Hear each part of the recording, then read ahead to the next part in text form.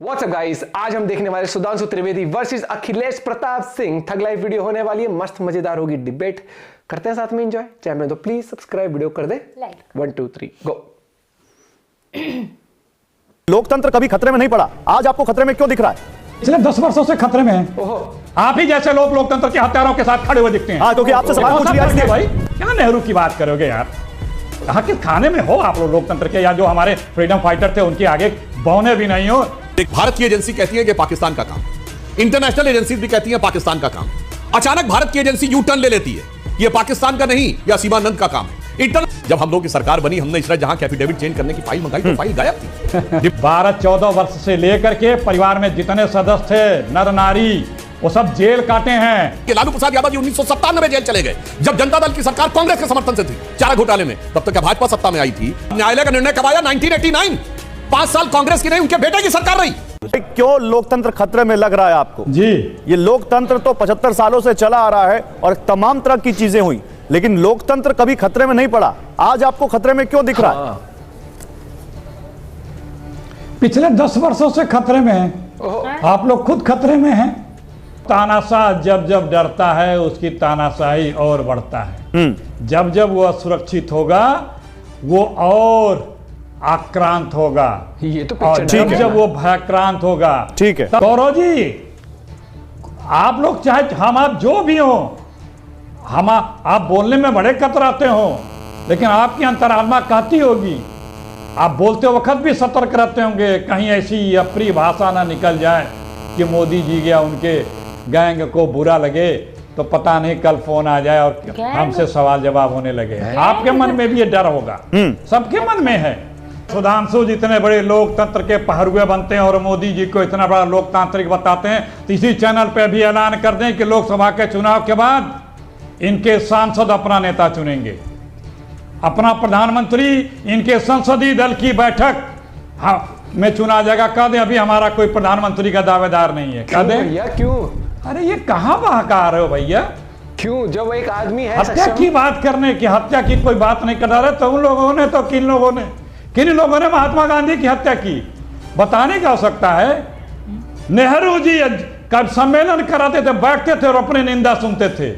क्या नेहरू की बात करोगे यार?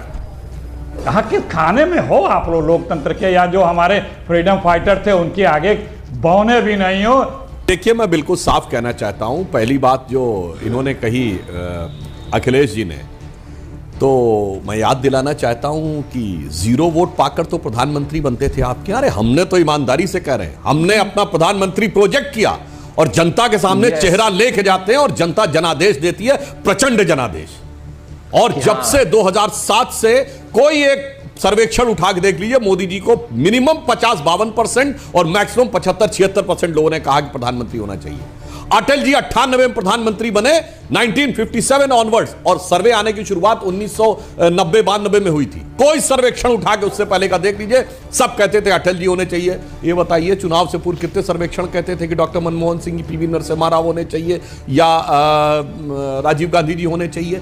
वास्तविकता ये है मान्यवर कि इस हकीकत को पहचानिए कि दुनिया कितनी बदल गई नहीं, लेकिन सुधांशु जी आप पे विपक्ष के आरोप लगाता है, आप पे विपक्ष के आरोप लगाता है कि आप ईडी को फ्रंटल एजेंसीज की तरह इस्तेमाल करते हैं और फिर आप विपक्षी नेताओं को अपने में जोड़ लेते हैं। ये आरोप लगाते हैं वो आप पे। अरे बता रहा हूं, एजेंसीज का सदुपयोग और दुरुपयोग का इससे बेहतर उदाहरण नहीं हो सकता जो भारत के इतिहास में हुआ है कि एजेंसी एक चीज का इन्वेस्टिगेशन कर रही है। समझौता एक्सप्रेस केस, भारत की एजेंसी कहती है कि पाकिस्तान का काम है, इंटरनेशनल एजेंसीज भी कहती हैं पाकिस्तान का काम है। अचानक भारत की एजेंसी यू टर्न ले लेती है कि यह पाकिस्तान का नहीं या सीमानंद का काम है। इंटरनेशनल एजेंसी तब भी कहती है कि यह पाकिस्तान का काम है।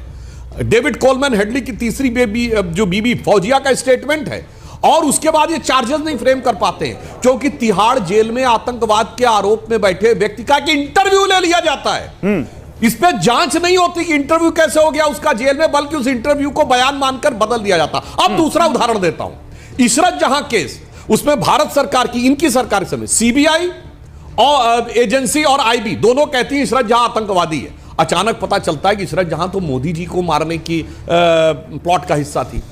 आईबी अभी भी कहती है कि वो आतंकवादी है और सीबीआई अपना टर्न ले लेती है कि वो आतंकवादी नहीं है। जनाब, ऐसा आपने दुनिया में कोई उदाहरण नहीं देखा होगा। एक ही सरकार की एजेंसी एक ही मुद्दे के ऊपर दो अलग अलग बात कहें। आईबी कहे आतंकवादी है और वो कहे आतंकवादी नहीं है। और फाइल, अखिलेश जी याद करिए, जब हम लोग की सरकार बनी, हमने इशरत जहां के एफिडेविट चेंज करने की फाइल मंगाई तो फाइल गायब थी। डिप्टी सेक्रेटरी ने कहा, उससे बुला के कहा गया, उसने ये नहीं लिखा था, चिदंबरम जी ने अपने हाथ से चेंज किया था। कहां चली गई फाइल? आप जो कहते हैं परिवार, भैया 12-14 वर्ष से लेकर के परिवार में जितने सदस्य थे, नर नारी, वो सब जेल काटे हैं। तुम लोग की तरह से, तुम्हारे पुरखों की तरह से इस देश के साथ गद्दारी करते हुए गवाहियां नहीं दी हैं। नेहरू जी के रहते इंदिरा गांधी सत्ता में नहीं आई थी। अखिलेश जी, लेकिन 25 जून 1975 को इस देश में कांग्रेस ने क्या किया था, ये तो बताइए। बीच में नहीं बोल रहा हूं, मैं सवाल तो करूंगा ना। 25 जून 1975 में को इस देश में क्या हुआ था? तब लोकतंत्र कहां था? अरे फिर आप लोकतंत्र अगर नहीं था तो क्या आज भी लोकतंत्र की हत्या कर दें? आप ही जैसे लोग लोकतंत्र के हत्यारों के साथ खड़े हुए दिखते हैं। हाँ, क्योंकि आपसे सवाल पूछ लिया इसलिए भाई, क्योंकि आपसे इमरजेंसी पर सवाल पूछ लिया नहीं उस, अरे इमरजेंसी पे हम लोगों ने बहुत जवाब दिए, खेद भी व्यक्त किया है। दो ये कहिए कि गोधरा पे माफी मांग ले, हम लोगों ने तो खेद भी व्यक्त किया है। इनसे पूछिए खेद है कि नहीं इनको। गोधरा पे बात करते हैं कहां की कहां आकर के। सुधांशु जवाब दीजिए, सुधांशु जी जवाब दीजिए।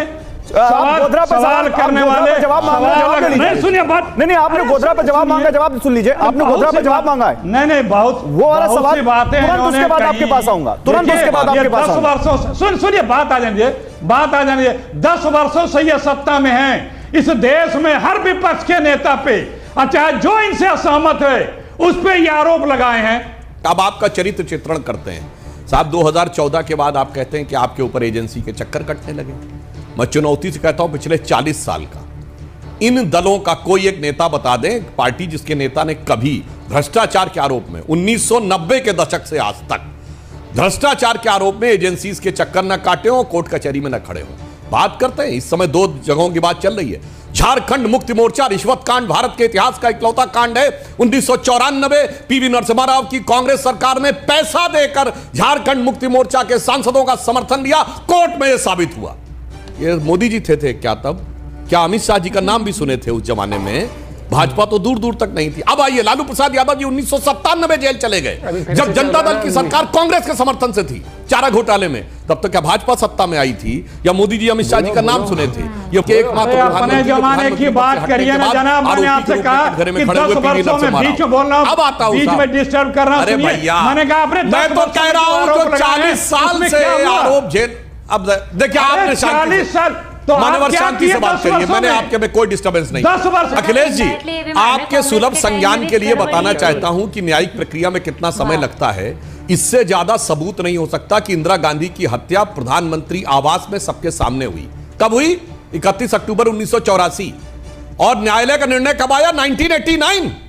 5 साल कांग्रेस की नहीं, उनके बेटे की सरकार रही। अरे सबूत की कोई जरूरत ही नहीं थी, सब कुछ सामने था। प्रक्रिया में समय लगता है। अब आप पूछ रहे थे कितना समय लगता है प्रक्रिया में, तो ये आपके संज्ञान में बता दिया। भारत के इतिहास के सबसे क्रिस्टल क्लियर कांड में 5 साल। फिर चिल्लाने लगे, फिर चिल्लाने लगे। साला ये दुख का खत्म नहीं होता बे। तो मैं मानूंगी इनके साथ बहस बोल लो चाहे डिबेट के लिए ना, आपको डेटा जो होता है ना, डेट्स एकदम फैक्ट्स आपको बहुत क्लियर होने चाहिए। लेकिन मुझे समझ नहीं, लोकतंत्र कहाँ खतरे में है भैया? लोकतंत्र खतरे में नहीं है, कई पार्टियों का अस्तित्व खतरे में है कि वो आगे जाके कभी जीत पाएंगे नहीं जीत पाएंगे। भारत खतरे में है, याद है कि हम भारत जोड़ो यात्रा कर रहे हैं। हाँ। एक कहता है आज का युवा खतरे में है इसलिए मैं यात्रा निकाल रही हूँ। कहते लोग भैया इतना खतरा 10 साल में मंडरा कैसे गया? इतने खतरे के बाद जो आज देश है वो 5वीं सबसे बड़ी इकोनॉमी है, ठीक है, और इतने उसके बाद भी जो आज देश है, जो लाइफस्टाइल इंप्रूव झुक के रहते हैं, वो सुनते हैं, वो वेट करते हैं कि अब इंडिया क्या बोलेगा। देश खतरे में। अरे भैया कहाँ कर, देश खतरे में नहीं है, कुछ पार्टीज है जो भी खतरे में है। तो वो सोच रहे बस कुछ भी कह ले, कुछ भी कह ले, अस्तित्व जिनका खतरे में। आपका दोस्तों इस बारे में क्या पॉइंट ऑफ व्यू और विचार है जरूर कमेंट में पेश करना। मुझे लगता है कि आज के टाइम पर ना जितनी भी पार्टीज है उनको ये पता है भैया वो वो क्या कहते हैं नेशनल लेवल पर वो नहीं अब उभर सकती काफी टाइम तक, काफी सालों तक। क्यों? लोग ये समझ चुके हैं कि अब वो टाइम गया कि इस तरीके की राजनीति के हाँ भैया चल रहा है बस धक्का मार के चल रहा है। अब भैया ऐसा लीडर चाहिए जो अमेरिका हो चाहे चाइना हो टक्कर दे, सीधा खड़ा होके बात करे, ये नहीं कि हम अभी विचार कर रहे हैं। अरे भैया याद होगा चाइना ने बॉर्डर पे जब हरकत करी थी, मोदी सीधा चले गए तो वहां पर सीधा चले गए तो क्या झुक के रहना पड़ेगा भैया, सीधी सी बात है। वो नहीं है कि हाँ जी कॉम्प्रोमाइज कर लेते हैं, हाँ जी अच्छा बताओ आपकी क्या समस्या है। क्या समस्या है भैया? शांति प्रिय देश, मेरे को ये नहीं समझ आ रहा शांति प्रिय देश के साथ इतना खतरा है तो पहले कितने, अगर सही बताओ ना, देश खतरे में उस टाइम दिल्ली, पुरानी दिल्ली जाने में भी डर लगता था, कश्मीर जाने में भी डर लगता था, और आज के टाइम देखो वो खतरा था कि ये खतरा है। Point to be noted. मिलते हैं हम सबको वीडियो के साथ, बाय बाय, टेक केयर।